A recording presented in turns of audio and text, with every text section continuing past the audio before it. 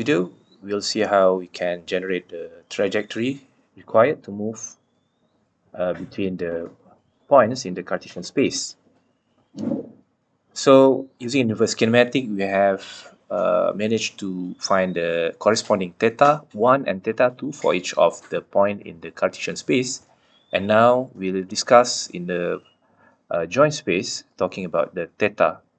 Given the start and end points in joint space, using cubic polynomial to calculate the joint angle at time t, we will have this equation, a cubic representing this movement illustrated in the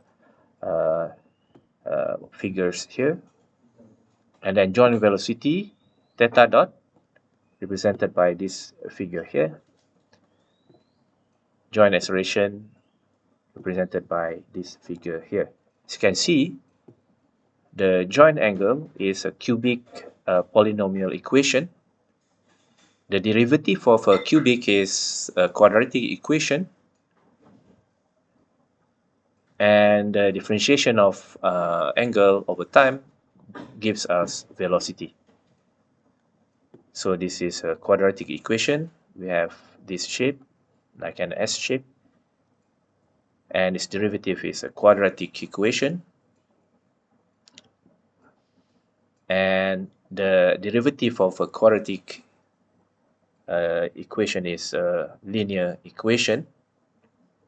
So if we differentiate velocity over time, we get acceleration.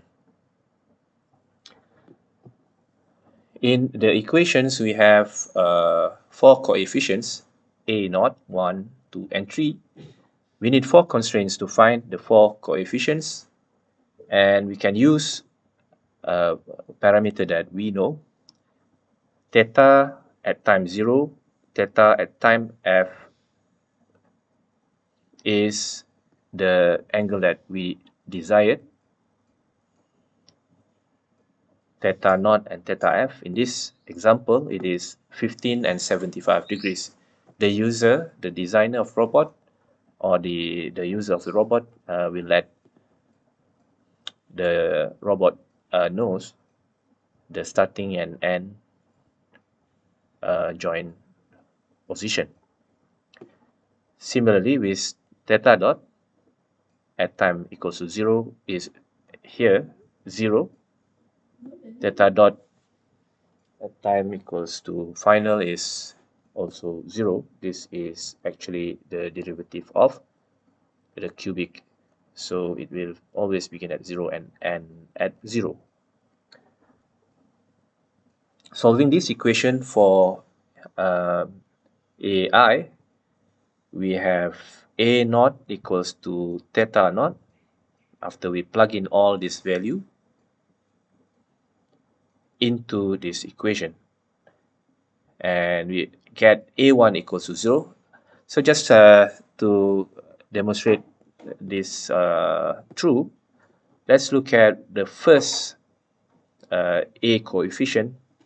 So when t equals to 0, theta t equals to 0, so we have this 0, 0, 0, and we are left with a naught. So that's why here we have theta naught equals to theta 0. And a1 is equals to 0.